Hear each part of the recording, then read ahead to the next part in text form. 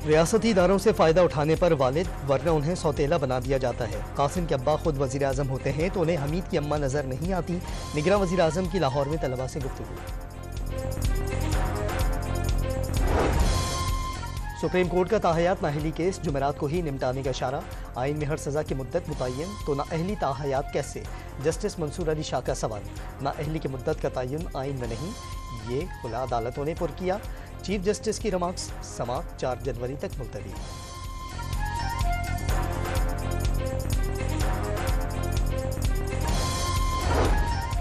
नाअहल शख्स को वज़ीर आज़म बनाने की कोशिश हो रही है। ताहयात नाअहल शख्स का रास्ता रोकेंगे। बैरिस्टर गौहर का नाम लिए बगैर लीगी कायद पर वार। मुस्लिम लीग नून के कायद नवाज शरीफ का टिकटों पर तनाज़ात खुद हल करने का फैसला। मुतनाज़ा हलकों में सीनियर रहनुमाओं से खुद मुलाकात करके एतमाद में देंगे। PTI सेनेटर शहजाद वसीम ने शफाफ इंतखाबात के लिए यकसा मौके मिलना ज़रूरी करार दे दिया। इंतखाबी अमल मुतनाज़ा हो तो साख पर सवाल उठता है। सेनेट में इज़हार ख्याल। 2 साल में दहशत गर्दी के 1560 वाक़यात हुए।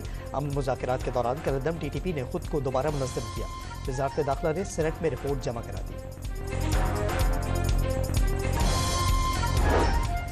कलात के जुडिशल लॉकअप से 6 खतरनाक कैदी फरार। पुलिस ने शहर की नाकाबंदी करके तलाश शुरू कर दी।